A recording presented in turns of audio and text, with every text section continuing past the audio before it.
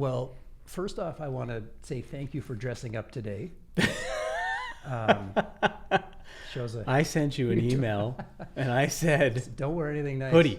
Wear a It's hoodie. a hoodie kind of day. It's a bathrobe interview. Yes.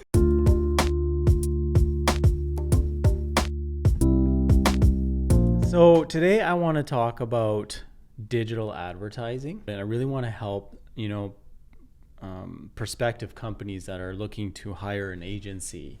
If we talk about digital advertising, what does that mean? So it's any sort of advertising that's done online, paid promotion, promoted posts in social media, things like this.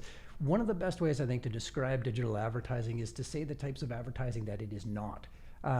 So it is not billboard. It is not TV. I was going to say it's not TV. It's becoming a little bit of TV, but it's different TV. So digital advertising is basically advertising that happens on the internet. Most commonly, people will think of digital advertising as Google ads, so Google search ads, Facebook, Instagram, things like that. Some of the newer ones like TikTok, Snapchat, even Amazon, ads that you see on Amazon. That's all considered digital advertising. YouTube, Spotify. You got it. All of that. Yeah. So I know Google's different from Facebook.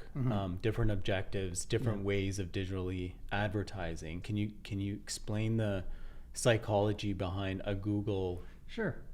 Yeah. So what we're talking about there is the objectives or the intent behind the different channels, the main channels. Now, Google, when you say Google advertising, most people just assume you're talking about search advertising. Google actually has all kinds of different advertising, like YouTube and Gmail and things like that. But search advertising, what was formerly known as Google AdWords and is just Google search ads now, that is all about intercepting searches that people do, where their intent to take action, intent to purchase, intent to research, things like that, their intent is high.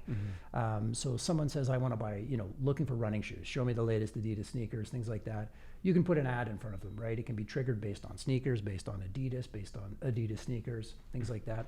So search ads, the intent to take action is quite high. When you look at something like social media ads, it is more of a classic interception style ad. People are doing something and you intercept them. You stand in front of them and say, hey, sorry to interrupt, or not sorry to interrupt. What do you think of this? So like in the home building industry, what are some of those typical ads that we're seeing?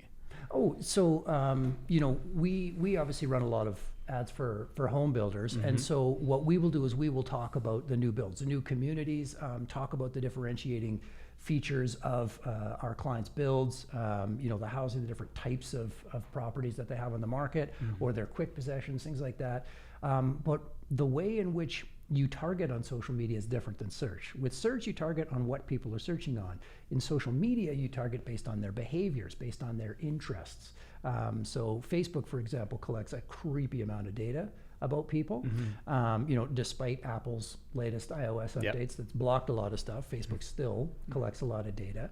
And so even though we're interrupting people with an ad, we're interrupting only certain people with those ads. People that have an intent maybe to purchase a home soon, or if we're running renovation ads, for example, maybe they've recently purchased a home, or they've recently gotten married, or other types of life events. Social media ads come with the great double-edged sword of interaction, commenting, right? So that's what really differentiates social ads from other ad types, is that people can comment and say, hey, I think this is great, or hey, I think this is crap. And so as a brand, you've got to be there. Now, I know last year with some of our builders, there was some changes with Facebook and how you can target certain demographics and stuff. Yeah. It's a little bit harder now. It is. They took away a lot of the targeting. Yeah. They classify housing as a special ad category, right? Which means that you have far fewer interests that you can use to target people on, and you can't target based on age or gender. Okay. And you have to be much more broad in how you target locations, right? So you can't go down a postal code. You can't drop a pin and have a very tight radius around it. You have to target based on towns, and you can't exclude towns and things like that. The whole idea behind that is equality, right? So that you are not discriminating against people based on those certain criteria. And that's for housing, that's for employment, that's for credit. So those are sort of the categories that are classified as special ad categories. Same kind of rules apply on other channels like Google. Okay. And I do want to talk about what makes, when someone is searching for a digital specialist or digital advertising specialist, there's a ton out there. It's very confusing for the consumer. And I want to talk about, from your perspective, what makes a good, digital marketing specialist. And it could be the optimization and knowing these things about Facebook and stuff, but we'll get there.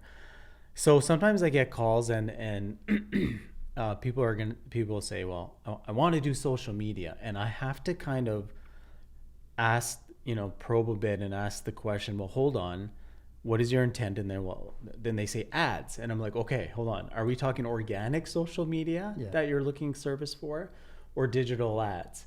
And sometimes that can get a little bit blurry for people. Yeah. So we make sure that, whenever someone's asking, or, I want to encourage people when they're asking to be very clear that it is the digital ads that you're looking for, not organic social like Instagram, organic posts and stories and reels and all that kind of stuff. Yeah.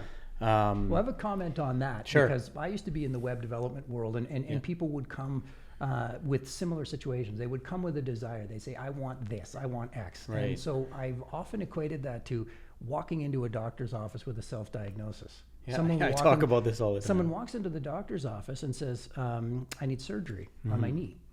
And the doctor says, well, okay, hang on a second. Maybe you do, but let's back it up a little bit, right? Let's talk about the symptoms. So if someone comes in and says, I need social. Okay, let's back it up. Let's talk about your company, right? Let's talk about your, what is the best strategy here? What are you trying to accomplish? Right. Because it's quite possible, you might need organic social, maybe paid social. You might need SEO. You might need an email campaign, or you might need surgery on your right knee instead.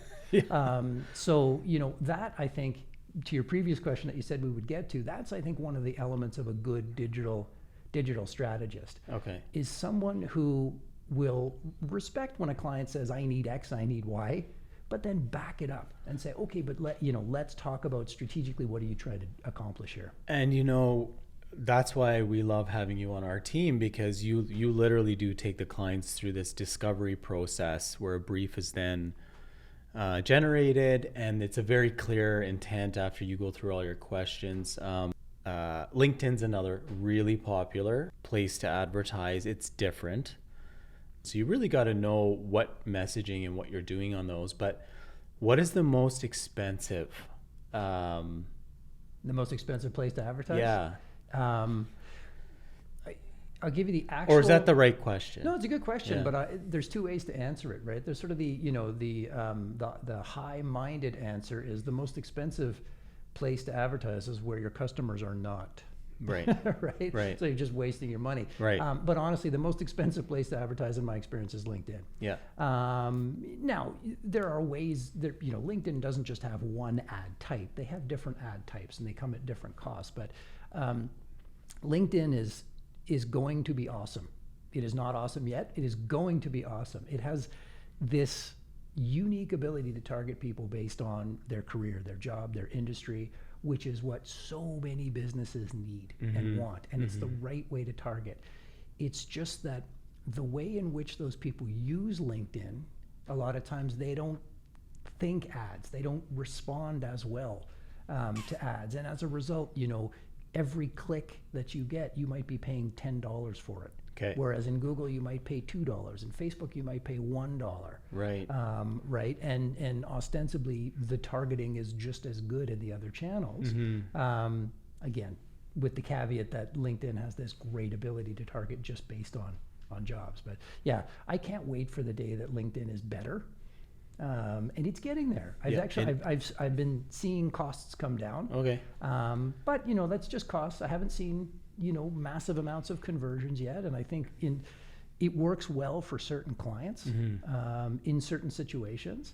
But in my opinion, it is not yet as approachable to the mass market as Google and Facebook.